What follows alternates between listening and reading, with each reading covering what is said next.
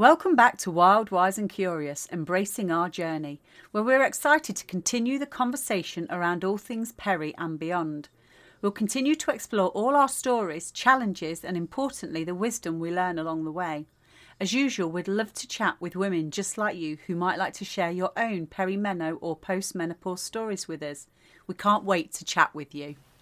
Okay, today we've got something a little bit different. We're doing our first remote conversation with Luby, who's going to be talking to us about life in midlife, and perimenopause.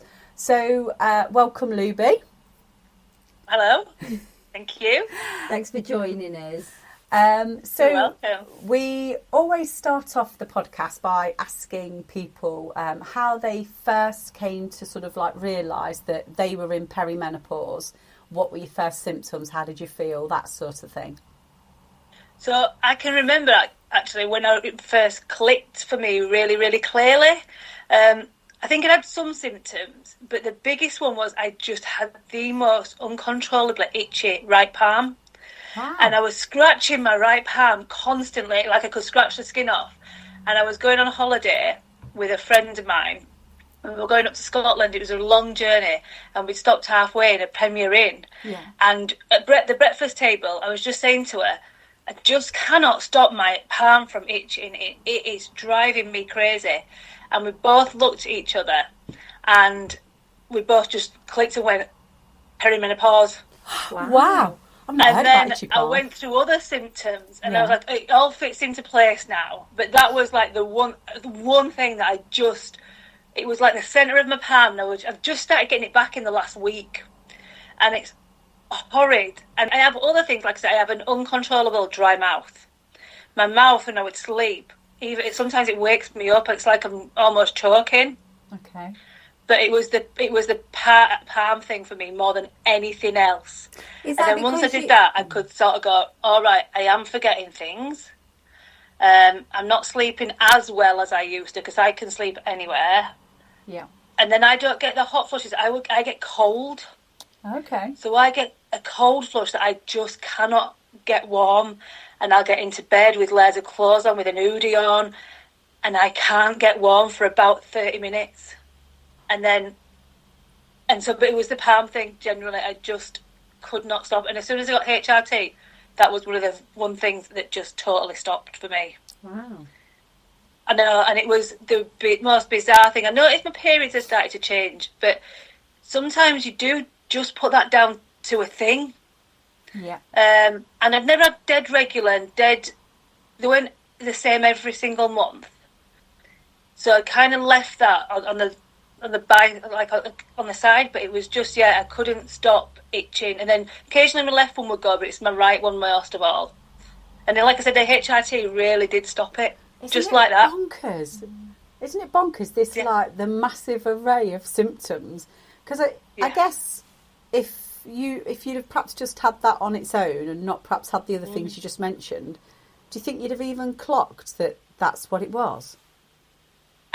I don't know, because I think as you get older, you have these, and we do have these conversations more and more now. I think it's a lot more out in the open, and we call it what it is. We don't hide the words as much. It's not the change and things. We're just using the actual lingo. So it is talked about in people my age more. So things were mentioned, but I just never thought, I've never got anything as strong as that. So I did names, but you do forget people's names. Yes, you forgot where I'd gone into a room, but that was just so overpowering. I literally could have scratched the skin off. Yeah. I just couldn't stop it from tickling, and it's such in a weird place that you can do it now because I'm thinking of it, but you do it because you could hear it. It was just there all the time. And then sometimes it would just vanish, and then you'd be like, and when it was there, you'd think, oh my God, just what is going on? Yeah. And when I said it out loud and I verbalised it with somebody else, we both just went, we're in it. And then he's like, I say, that's what you do. And I took some notes when I went to the GP with other things that I'm just having a look now. So the other things when I put it together was I was exhausted. Yeah. I would get so tired for no reason. And then I had numb arms. So when I sleep, I get a numb arm. Okay. My arm goes, but not the one I'm laying on. Oh, all right. So the other one, I was like, I can't feel it. I'm like pins and needles going through it. I would get snappier. I've always been had a short temper. Being a redhead, you do tend to get that. But then during my period, that would be worse, and that got on another level, which was one of my big fears anyway, with going into the menopause.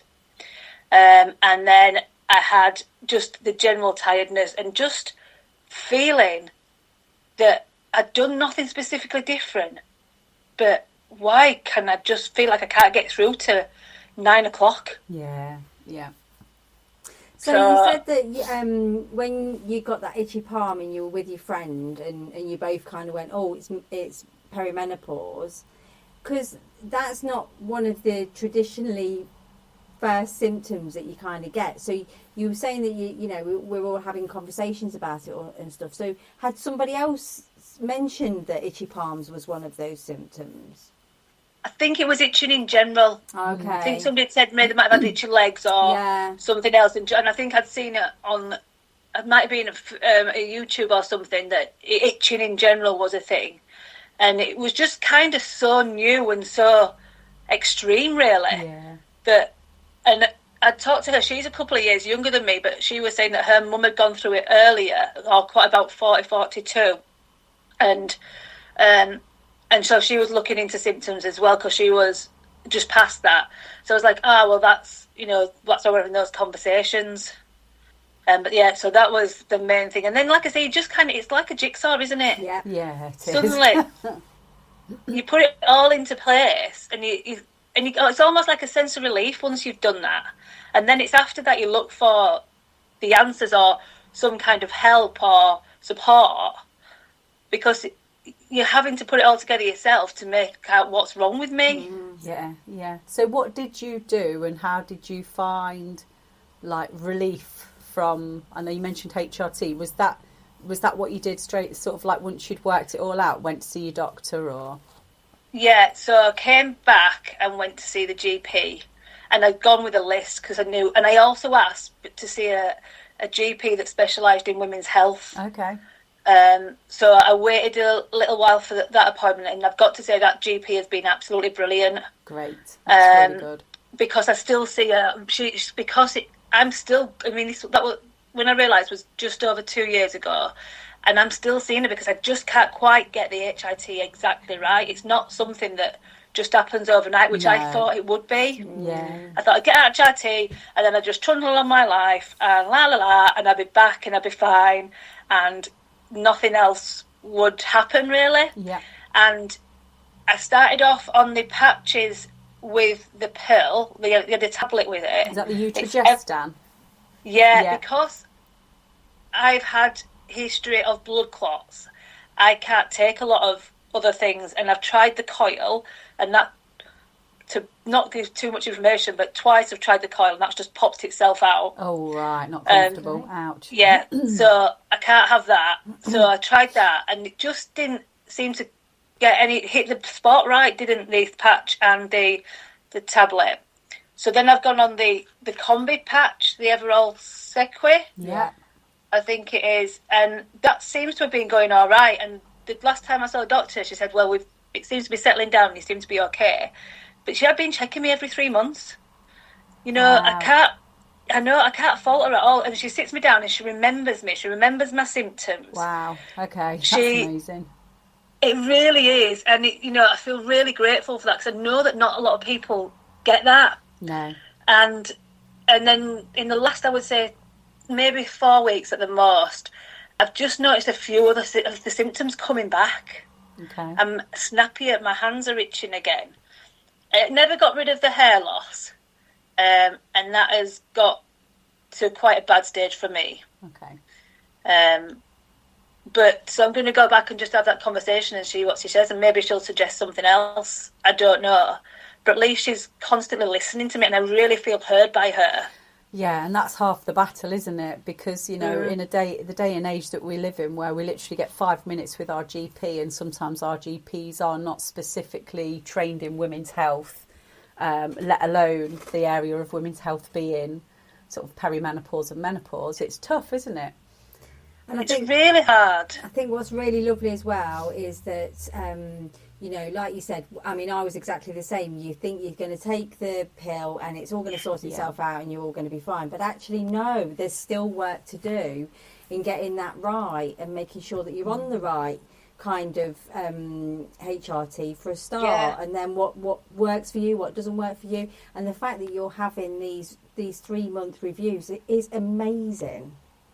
It's really, I mean, I don't know anybody else that has got that or has even got anywhere near it. You know, people are struggling just to get the GP appointments, and then, you know, it's either cancelled or they're not getting the answers they want. I literally went into the GP on my first appointment and was given HRT there and then I had a follow-up blood test. And I just felt so grateful because I'd heard all these stories of people, you know, jumping through hoops essentially. And I don't know if I hadn't have requested that specialist in women's health, I don't know if I would have got the same result. Yeah, that's really interesting actually. I wonder, maybe not. No, it's a really good point. It is a really good point. But should they not all be specialists in women's health, given the fact that 50% of the people they see are women? Yeah. You'd like to think so, wouldn't you? I think that's part of the problem we've heard in previous podcasts, how it's only they only get an hour's training in all their training. They get an hour on women's health, menopausal health, and it's all kind of more gynecological rather than menopause symptoms and stuff, isn't it? So it's it's incredible. So it's really nice to hear that you've had such a great experience. Yeah, and it really was, and I do tell her that, to be fair. And then I also tell anybody I know that's at the same practice to go, or to, even if they're not at that practice, to ask that question, because it's made such a big difference. And because also you need to make sure you're getting the right information, because you are confused and you do feel alone, because it is such a gradual, you know, the effects are gradual. It's not something that just goes, oh, here you are, I have these few things thrown at you all at once. It is such a slow process, and you do slowly start to think, I know you've said it before, but you do start to feel, am I going mad? Is it just me? And it isn't. And I sometimes feel for people that go through it younger, because some people go through it in their 30s at least. Well, right, we'll go back perhaps to talking about your doctor, your specialist. It's really what's really encouraging about that is that maybe that would give other women who are going through this sort of, like, they're finding out the facts, they're working out what's going on. It might give other women the confidence to, when booking an appointment, to talk about what's going on, to ask for the same, to ask for someone who specialises in women's health. And it might be that's not accessible at some doctors, but as you've found, it's obviously accessible at yours. So at least it might make the journey a little bit less tricky for those who can ask and can see somebody who is a specialist. And like you were saying as well before, it is a really gradual thing, isn't it? It is. Like you were saying with yours, and you still, after 2 years, I still know that there's something that's not 100%. Because I'd say mine probably took from about 10 months, maybe. So March through to, I think, about November, December, I started to really feel loads better. But it was really gradual, you know, start on 1 pump of the gel, and then I add in the Utrogestin for progesterone, then 2 pumps a month later, 3 pumps a month later, 4 pumps, and then adding in the testosterone. And that's when I felt the shift for my mental health. But you kind of have to ride it, don't you? And sort of like work it out to see what suits your system. And, you know, and we've spoken about it before, haven't we, where we've all had so many different life experiences that bring us to this point that, of course, we're all going to be totally skew-whiffed to each other. And I just feel sad if you didn't have people to talk to about it. Because, you know, you do tend to surround yourself with people that are your age and are going through a similar sort of thing, but all at different stages. And you never speak to anybody that's having the exact same symptoms as somebody else. It's either on a different level. There's always something different to it. So, you know, you need to feel that at least there's something that somebody else is going through, even on a minuscule level that's similar. Yeah. Because if you was going through it alone, I can't imagine what it was like for maybe our parents. No. I just can't even think about it. I mean, I talk about it openly in the office, at work. You know, somebody the other day says, "Oh, don't," and I said, "I'm not going to hide." Yeah. That I'm going through a major life change. Why would you hide? You're speaking quite openly in the office about what's going on, and is it kind of a mix? Some people receive it well and other people are like, it's kind of like periods, there should be something that happens but we don't talk about.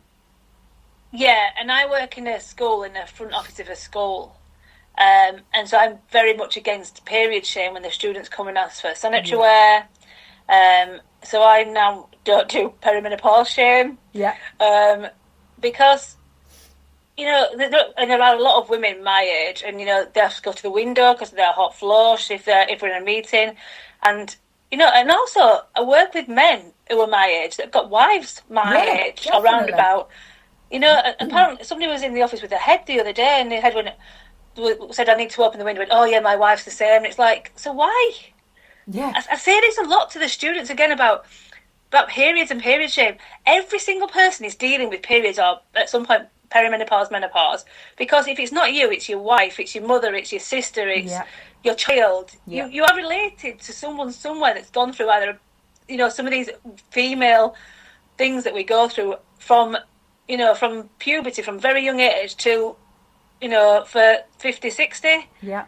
It's a long period of time that they're dealing with it, whether it's first hand or not. So why do we keep acting like it's something to be ashamed of? Yeah.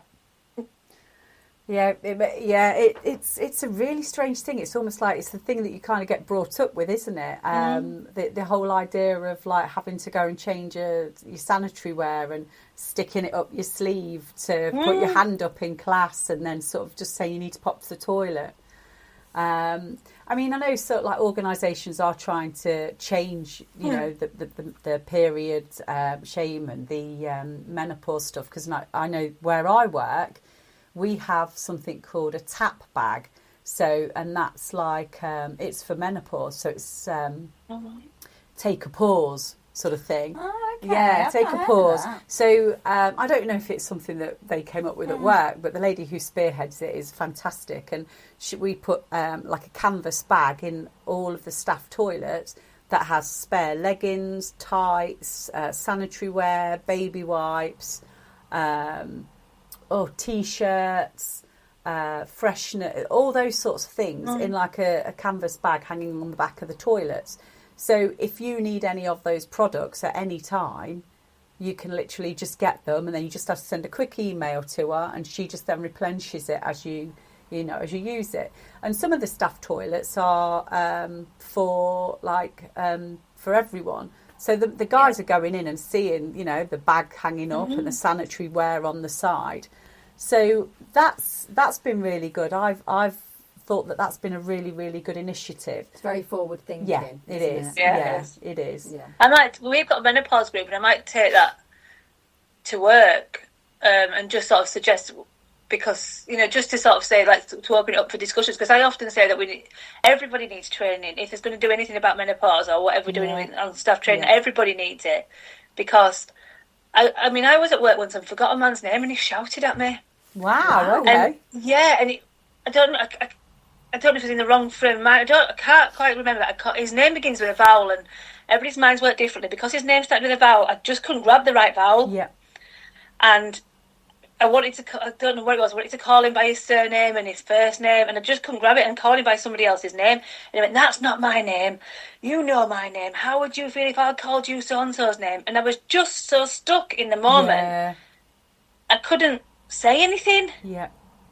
And I thought, you need some education as well. If you're dealing with a woman of a certain age, maybe... And again, the head did something the other week, and he said to me, "I need these figures." He said, "You should know this off the top of your head." And I literally afterwards thought, I could have just said to him, sometimes I don't know my age. Yeah. I don't know my name. Yeah. And you're wanting to give you accurate figures of something that I'm actually in quite a stressful situation here in this meeting with you, and I can't remember a number. Yeah. You'd be lucky if I could just put any numbers together right now. Yeah. You know? Yeah, it does really feel like when you're put on the spot, that's when you can't necessarily access the information you need. It's bizarre, isn't it? Yeah, it is. It's almost like a stressor. So when you feel more stressed in the moment, because that's when the pressure's on, isn't it? When someone asks you something. And I do the same thing myself, and I'm scrambling in my mind thinking, oh God, I know the answer to this. I know the answer to this. But I won't find it in that moment. And I've got. And it's like you can see it in your eye. Yeah, you can. Yeah. Oh, it's at the top of a ladder, but you can't get to the top of the ladder quick enough to grab that thing or that information you need. And you just, I always think I just need it in more clearer. I'm there. Yes. I'm there. Yeah. And the more I stress myself out about finding it, the more I'm less likely to find it. Yeah. So you have to just give up. Yeah. And then come back to it. But it's just like, be kind to everybody, you know, regardless of whether it's a menopausal woman or not, having, you know, struggling with accessing the information right there and then. Just be kind about it, you know, just, I'm going to give you a minute, just, you know, take a minute to, you know, that's all it needs, isn't it? Yeah, it does. And that's just in general, regardless of who we're talking to. It is. And I guess we need to get comfortable as well, don't we, in saying, you're just going to have to give me 5 minutes and then I'll come back to you and I'll tell you. Yeah. I'll tell you the answers that you need because, you're not going to find it in that moment when you're scratching around in the attic for something. And if it looks anything like my attic, I'd never blooming find it anyway. Oh, could you imagine? But yeah, and the thing is, I've always been so afraid of menopause or perimenopause. Okay.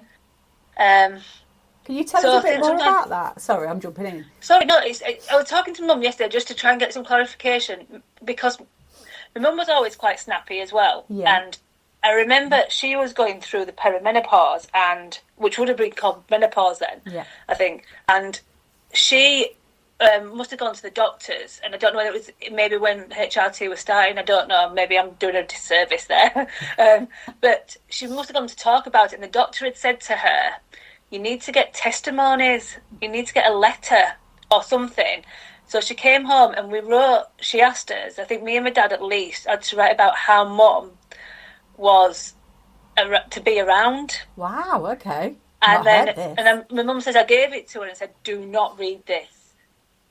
Whatever you do not read this letter. And so she took it, and I'm sure in the past she said to me, my dad wrote one as well, and took it to the doctor and gave it to the doctor, and then she actually ended up with a hysterectomy.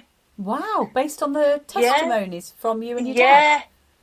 And I was thinking, have I made this up? So I've just clarified with her yesterday. And she said, yeah. And she said, I thought in the past she said she'd got the letter back and she'd never read it. But no, yesterday she said she'd never got the letter back. She said, I wrote, and I don't remember writing it. I don't remember being asked to do it. But I know this is a story that I've been told. Yeah. Sort of consistently in the last sort of maybe 20 years. Yes. And so because of that, and because I knew I had similar premenstrual sort of symptoms to Mum and could be snappy, I was always thinking, I can't cope with being moody for what could be 10 years. Yeah, okay. So as soon as I got any symptoms, I was always going to go and get something that would help me. Because I just got this fear of just being, of just being sort of really unpleasant to be around for a long, long time. Yeah, yeah.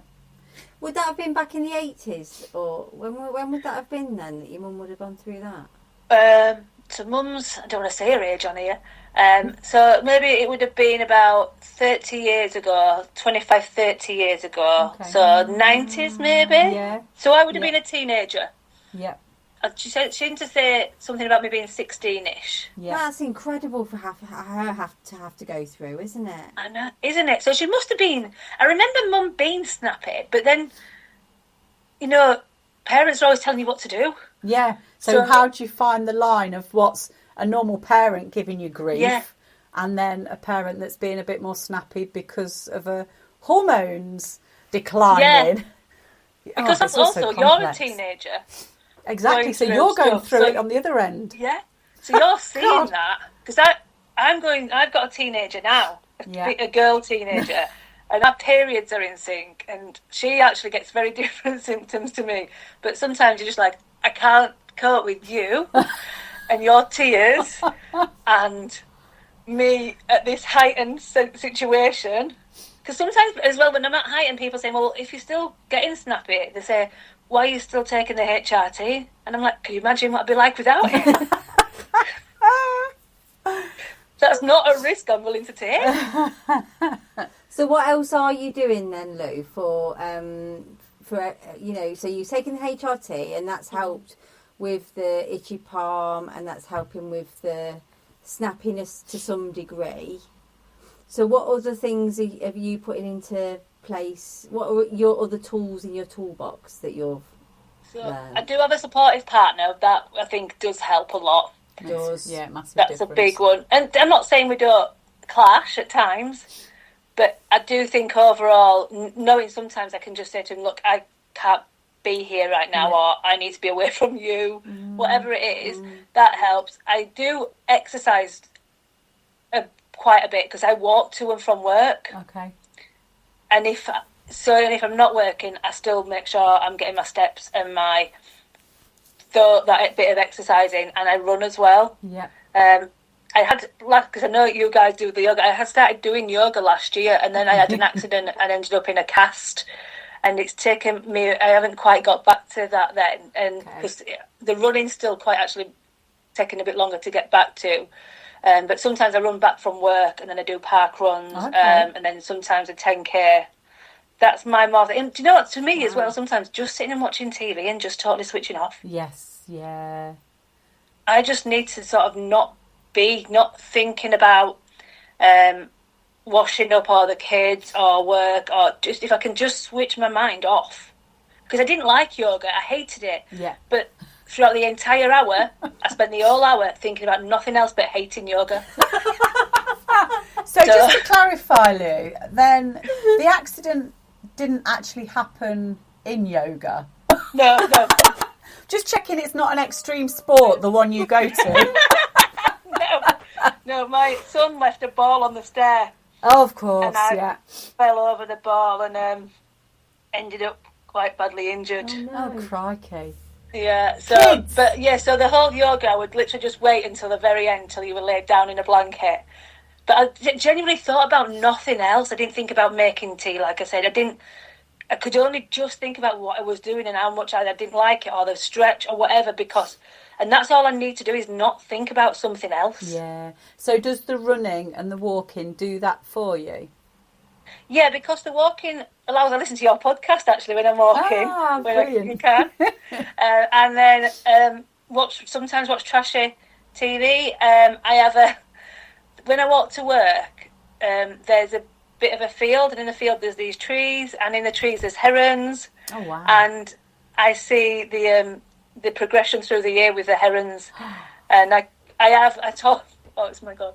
I sort of speak to the herons, and I go see them every day, and I like to see that. And that actually is a really lovely thing for me to do. And sometimes I take my husband away because he's a bird watcher. Yeah. And so we go, and that's quite calming. Yes. And just where I work, even though the environment itself isn't very calming, as you're getting up there, it's a lovely view and it's a really nice area. So just even 5 minutes just to sort of say, right, this is where I am now. Yeah. This is just for this very few minutes, I'm going to be in this moment. Yeah. Because that is so hard to do. Yes, it is. And nature's really good at grounding you, isn't it? You know, I've just spent the weekend away with some friends in Derbyshire, just like walking in the hills and so many trees and the forests and standing near waterfalls.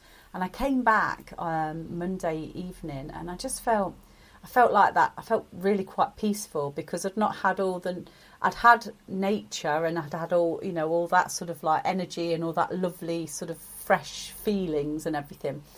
But I'd also not had to deal with the cooking and the cleaning and going to work and all those other sort of stresses and pressures that we put on ourselves, make sure that there's bread and milk and all the rest of it. And I think both of those things, when you put them together, is like, I don't know, it's almost like a little retreat in itself, isn't it? Yeah. So we need it, don't we? It's just switching off sometimes and just... because we do, and we're a mother all the time. Yeah, even when you're at work, you're thinking about tea. What time am I going to make the tea? What time am I going to do this? Or here, and who's going to take them, or when they're going to go to bed, you know, and I love my children, absolutely, but I've been thinking about them for a long, long time and putting them number one. Yeah. And sometimes I've just got to not do that. I've got to just be the person that I was once upon a time, because I still feel like that 23-year-old that she's still in here, even though she is going through all these ridiculous things and has all these responsibilities. You know, there's still that core of me there. Yeah. And I have to remember that sometimes. And you do evolve. You evolve through life, and that core person evolves, but they're still there. The heart of them is there. Of course it is. Doesn't go away, does it? No. No. And I can't imagine being 79 thinking about that 23-year-old. Everybody's got that age that they wish they could, you know, they still see themselves looking like and being. For me, it's sort of 23 to 26. Yeah. And then I look in the mirror and she's not there as much as she was. But she is. Yeah, she is. I wonder, you know, with just you saying that, because obviously as our kids get older, we get that little bit more free time, and we can start to do the things that we perhaps did when we were 23 to 26. Probably not as crazy, but, you know, maybe a little bit that way, a little bit towards that way. But I wonder as well, and this is me just thinking off the top of my head, I wonder if that's something to do with kind of not that you ever detach from your kids, but kind of like stepping back a little bit, knowing that they're getting more independent, and at some point they're going to fly the nest. So I don't know, do we feel like we kind of get a bit more of our own sense of self back, because then it's something for us to do for the next 50 years while our kids are going off and living their lives? I don't know, that was just an off the cuff. It is. No, I know what you mean. And, you know, you're grateful for each stage, aren't you, as well? Because, you know, it's, like I say, it's so changing. But I've lost what I was going to say again. That is just such... I've lost it, it's gone. You're fine. I have to change the subject, it'll come back, like I said. It'll come back to you in a bit. Yeah, so I think, because we are literally, they are our world, aren't they? From the minute they're born. Even before they're born, they are our world, and they are the centre of our universe for such a long time. We don't have time, space or energy to think beyond that. And I think now that they're getting a bit older, certainly... How old are yours? So Florence is nearly 14 and Edward's just turned 12, so 12 and 13 at the moment. Yeah. So as they get a bit older and a little more independent, a little less reliant on you...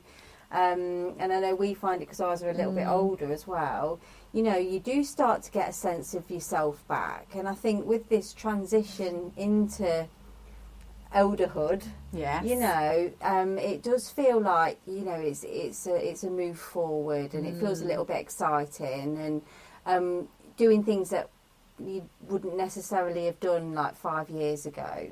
Like a zip wire. We went zip lining last week. Just one in Leicester at an outdoor pursuit centre. Yeah, Lou in her wild and wise wisdom said, "Oh, do you want to go and do a zip wire?" I'm like, "Not really, no." "Yeah, okay, sure. Say yes, Michelle. Say yes." Well, when we got there, we were all scared stiff. But we did it, and we felt so much better for it afterwards. But I haven't done stuff like that since I was a kid. No. You know, so, and I can remember the feeling. I mean, it was so fleeting. But as I went off the edge and went down this zip line, I squealed like a child. Kid, yeah. And it felt like, you know, that minute that you know, when you were a kid, that you used to find such joy in stuff, and it was like, oh my gosh, I'd forgotten what that feels like. Yeah, and it's great, and isn't it? It was brilliant. Yeah, my sister did it as well. I did see that now you said that. Yeah, we sometimes go roller skating. Just up the road, there's a roller disco, and I took the kids. And Florence, my youngest, is dyspraxic, which has actually made me realise that I'm dyspraxic. Okay. When I was a kid, I was called a bull in the china shop and clumsy all the time. And now I can see that I was doing the things she's doing. And I was like, so I took the kids and I went as well. And just skating around to music. Oh, God, that was amazing. Did you used to do that when you were younger? No, I never went. I used to have roller skates around the street, but never went to a roller disco. And that, because you were just moving, and if you can go on a day when it's, because over the winter it's really busy and you can barely move. But as it goes in, I'm just thinking now I might go back to do adult only ones. Oh wow, once a that'd month. be great. That'd be great. No alcohol allowed. Oh, okay. I think it'd still be great. Yeah, no, absolutely. I'm actually, now you've just said that about the zip line, I'm thinking I might just go, and I don't even think I need to go with anyone because I could just skate round for an hour listening to probably cheesy music, having a really good time. It's only time like 5 o'clock on a Saturday, so just because you can leave the kids now and do stuff for yourself. Sometimes we go to the pub now, which is a new thing. Yes, yeah. And just again reconnecting with a partner in the sense that not just talking about kids. Yeah. Yeah, and it kind of rekindles how things, in some cases, doesn't it? You get that time away and can talk about, like you say, not talk about the kids.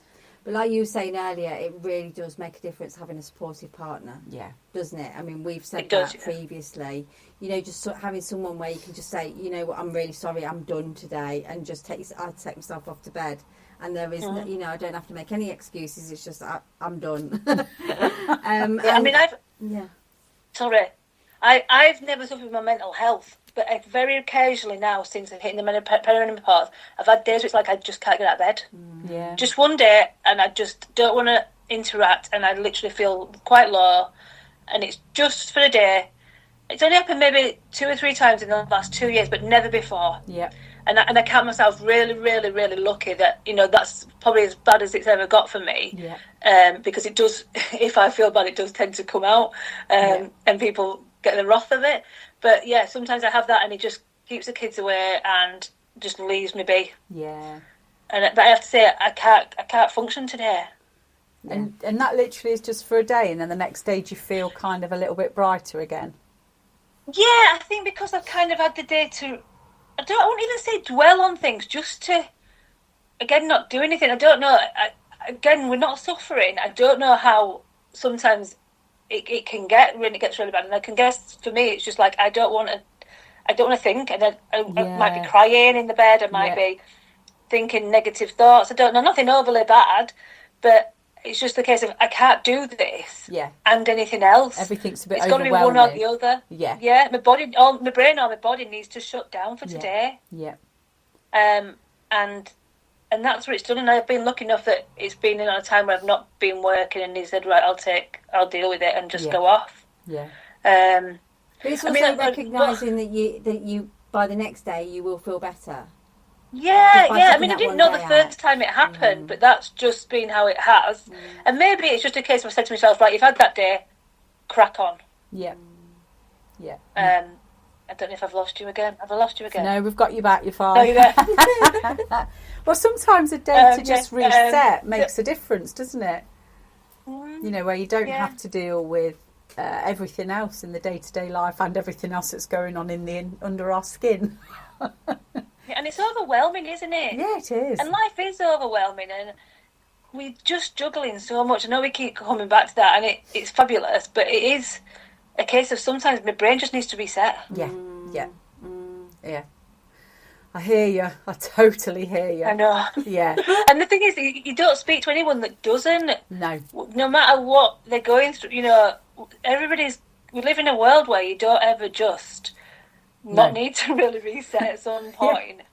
None of us just anymore. I know your alarm's going off, you're getting up, because my husband will get up and he might go downstairs and chill out downstairs, and sometimes I'll go, you're still in bed. It's like, yeah, because you don't understand that when I get up, my day has started. Yes. While I'm in bed, I'm doing nothing. Once I get up here, I'm not sitting downstairs on my phone, I'm not chilling with a cuppa in the garden, I am putting a wash on, I am doing the washing up, seeing who needs this, getting this sorted. It's non-stop once I'm downstairs. Yeah. Mm-hmm. Yeah. So this is where my refuge is. Yes, yeah. But, and like I say, he is really good, because one of my big things as well, again, that I thought was afraid of was losing my libido. Yeah. And then I would feel bad for him.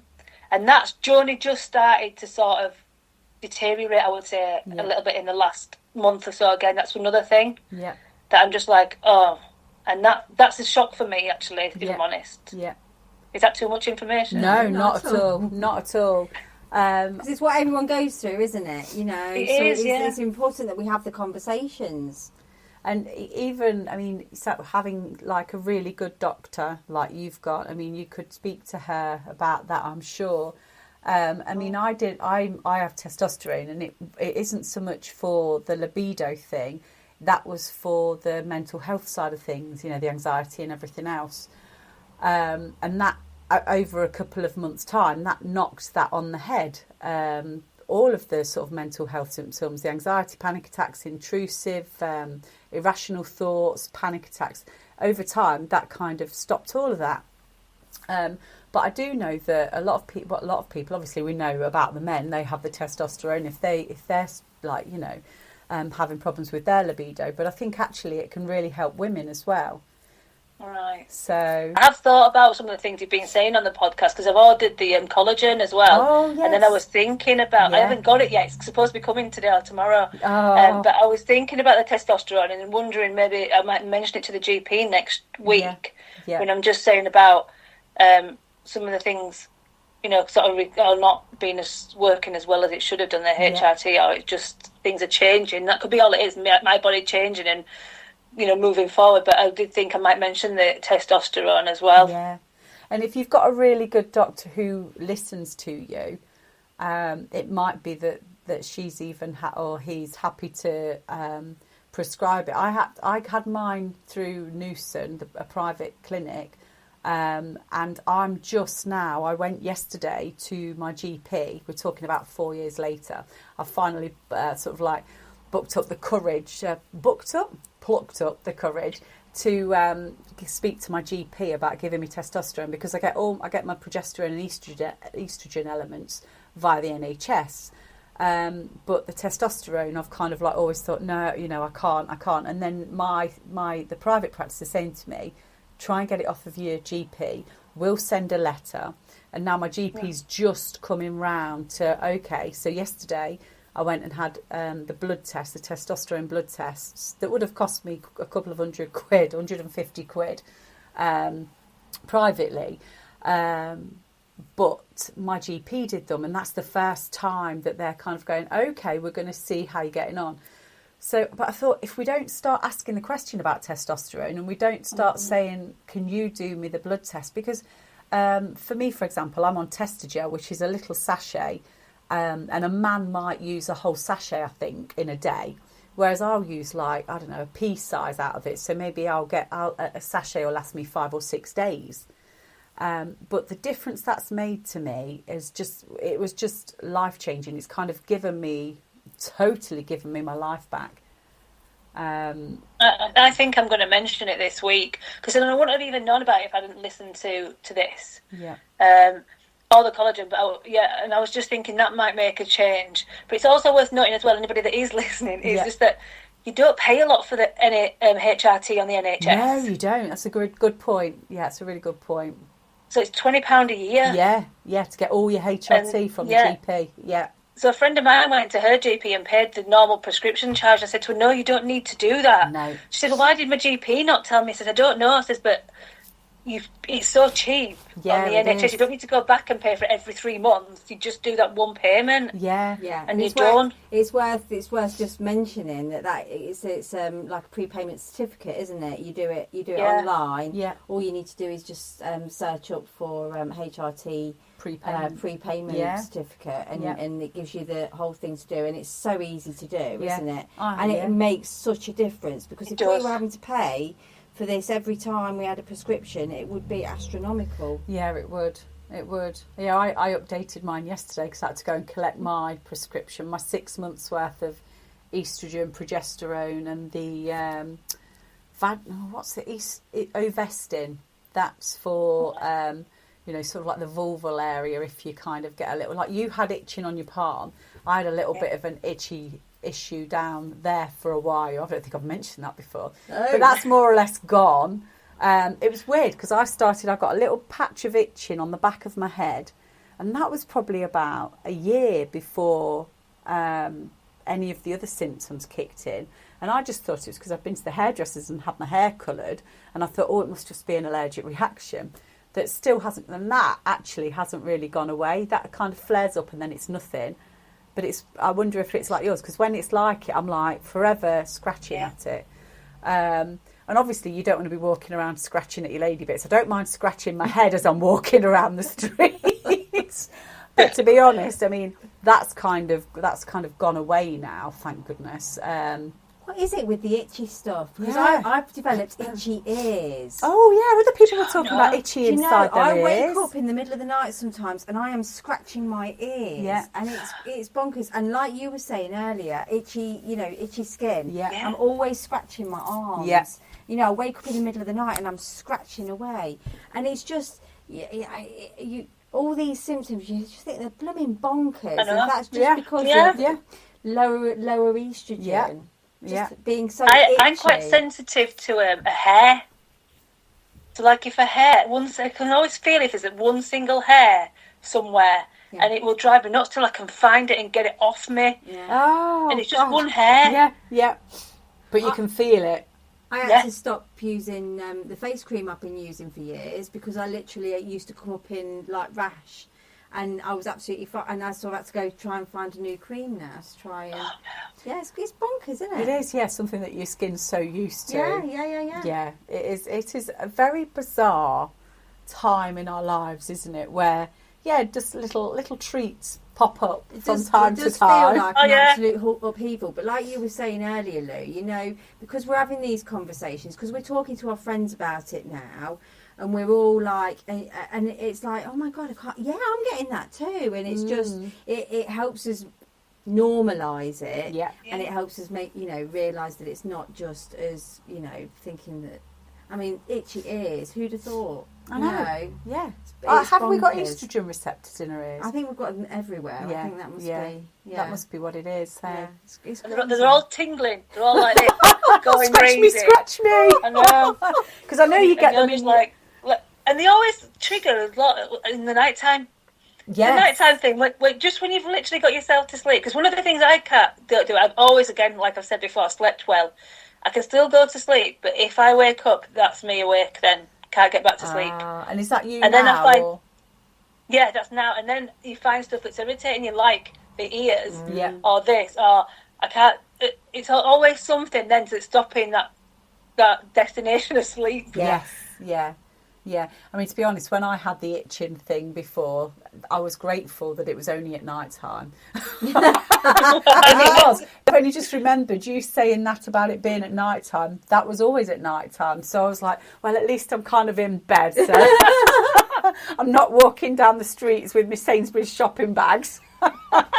not quite getting scratchy. And do you know what men get? They get to pee standing up. They go through all this. And they get to pee standing up. With ease. I'd much rather pee standing up, especially when we're going to festivals, waiting in queues to go to a gig. Yeah. Oh, how easy. I know. How Could easy. you just imagine going to a festival, though, and having your period, and then it moods, and then everything else that goes, like, I lost you then, that was, but, all that, they just trundle along through life, tra-la-la, and I don't know though, Lou. I think it must be quite hard trying to navigate what we are, what we are like while we're going through it all. I mean, my poor husband, I can see him sometimes look at me as to say, what mood are we in? How am I going to navigate this? Like an emoji sort of every time we got one of those, we'll just hold it up. So this is it. That's a great idea. Or just be warned. Because I just keep waiting for the day when I hit that. I don't have periods every month. I'm waiting.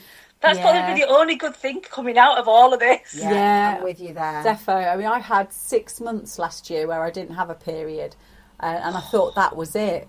And then my sister had gone 5 months without a period. And then we saw each other, spent a bit of time with each other. The next day I came on, she came on. And I was just like, I thought I was kind of halfway there. And then I've had, I think my last period now was, I don't know, beginning of December. So, okay, I'm kind of 3 or 4 months now without one. But I just now never know whether I'm going to get one or I'm not going to get one. It's like a lucky bag. It's like a lucky or unlucky bag. What did you get? Did you get the chocolate? You find yourself waiting? Are you waiting for it? I don't know. I think sometimes I feel that feeling of like I'm going to come on my period. Yeah. And then like I actually want to come on my period in that moment because it stops me then feeling those feelings that you sometimes get just before a period. But then weirdly, then that feeling subsides and it's kind of like, and then I'm just back to normal. So I don't know. It was I think Lisa said on one of the podcasts before about being tricked all your life by your period. And it's true. I'd never ever thought about it like that. But actually, you know, just coming up to your period every month, kind of having those feelings, for me, it was like, you know, feeling a bit fed up, a bit low, a bit bloaty and all the rest of it. And totally forgetting that I'm due my period that day or the next day. Yeah. So but that's to me now, it's baffling. How could I have forgot that? It'd been happening for like years and years and years. I know. Because it feels like it happens every 5 minutes. That's why. It does that. It seems like you're over it and then you've got another one. Yeah. But that was one of the things that made me go to the doctors, actually. I would, before my period, I would get real... And when I said snap it, I would absolutely lose my mind. Yeah. And I would almost do it, and then less than 6 hours later, I would come on. But I was at work, and like I said, I'm in a front office where people come in and parents come in, and I lost it. Right. I was effing and blinding it, and I was shut. And to the extent of when it happened, I forgot it happened. Wow. Okay. And somebody came to me and said, "What was that? What were you doing? What was going on?" I said, "What do you mean?" They went, "Are you all right?" And I said, "Well, I know I got cross." They went, "You didn't just get cross." And it was almost like seeing red and then it just going. And I had to go, because there'd been a parent in reception. So I had to go to somebody that was high up and say, "Look, this has just happened in case there's a complaint comes in about my behaviour." Yeah. And I genuinely to now cannot tell you what I said. Wow. I can't remember what it was about, what it said. And I can then from that could go back and see that I would have these really, really heightened states. And like I say, within hours, I would get my period and be back down again. Yeah. And that was a perimenopause. And that's not as bad with a HRT. Wow. I can still see I'm getting irritated, but it does come down nearly as soon as my period starts. Yeah. Wow. But that I'd forgotten all about that till you just said that. And I will remember thinking, this could be my job, because I just lost my absolute mind. Yes. Yeah. Yeah. It's scary stuff, isn't it, sometimes? Especially, like you say, when you don't remember, like it just kind of flips you. I have the occasional bit of like ragey now, and it's not, you know, thankfully that's not too strong, but you know, I do get like quite cross with people that cut me up, or you know, drive stupidly, and I never really used to bother. Those sorts of things never used to bother me before, but some of the symptoms like that, I don't know, they're quite unnerving, aren't they? Because you're kind of like, I can feel something coming on, and I do things like, if I feel cross with someone, I can feel it, and in my head I'm like, don't say anything, Michelle, don't say anything. And then before I've got to the second time of saying in my head, don't say anything, it's out my mouth and I can't keep it back. And I'm like, Michelle, you've just told yourself not to say that. I know. And I can identify sometimes afterwards, after I've been irritated, or like, after I've had my period, I can think, I'm going through something. That would have really pissed me off. Yeah. If I would have been in that you know, part of the month. Yeah. But actually, it's not bothering me now. Yeah. But if, you know, if they'd have done that in 2 weeks' time, God help them. Yeah. Yeah. Because and I can almost identify it when I'm not in it. Yes. When you're in it, you can't. cannot. No. And it's the same. Sometimes I think with the kids, when they're heightened, if they're frustrated, you can't argue with them because they're so far in the zone and they're so far heightened. And that's the same with me. The worst thing anybody can say to you is A, calm down, or B, is it your time of the month? Are you on the period? Oh, yeah. Yes, yeah. Proper red rag to a bull, right? Literally. Do never tell me to calm down. No. If you tell me to I cannot tell you how many times I have to say it to my partner, don't tell me to calm down, because all I'm going to do is just get enraged more. Yeah. Yep. Yeah. So, aren't we lucky? I mean, to be honest, it's weird because it's like a real yin and yang, isn't it? You've got that whole thing of we have these symptoms and we have to ride these storms and learn more about ourselves. But then the flip side of it is the fact that you're kind of looking forward to or like learning about yourself. I don't know, and there's something about that, learning about yourself and doing these daft things like zip lines and just kind of throwing caution to the wind again a little bit more. I don't know, it's a real bizarre mix of going through these symptoms and learning new things about yourself, but then thinking, well, actually, I'm gonna I don't know. I mean, this embracing the second half of life, like it's like a new start, a fresh start, a chance to... And not caring. Yeah, now that's what, the not good... caring, yeah. what people say. Yeah. So, like my kids are always like, don't do that. And I remember doing it to my mum for similar things. But you know what? I don't care. Yeah. If they need to be told, I'm not going to sit here and hold the stuff inside. Now, I'm too old and I've been through too much and I'm going through too much. Yes. So I need to say how it is or let people know that they're in the wrong or whatever it is. But I don't care. No. And that is a pretty nice... That's the empowering part of it, isn't it? It's feeling empowered. It's feeling like you can say what you need to say, and you don't have to sit there and look pretty and be quiet and you know, all that kind of stuff. Yeah. It feels like we're here in force now, doesn't it? Yeah, it does. Yeah, it does. Because we have been through loads. Yeah. And we are going through stuff. And we're wise. Yeah. And we're sometimes a bit wild. We can show it on our faces. Oh, we can. Sometimes we can't hide it from our faces. No, I certainly can't. Oh, okay. Well, I think that's a really good time to wrap up the podcast. And it's been absolutely lovely to chat with you, Lou. And you too. Yeah, really enjoyed it. Lou. Yeah, it's really, really lovely good. To meet you. Yeah. So thank you ever so much. We'll wrap this up and... then we can have a natter afterwards. Okay. All right. So, see you later. Thank you. Thank you for tuning in to today's episode of Wild, Wise and Curious.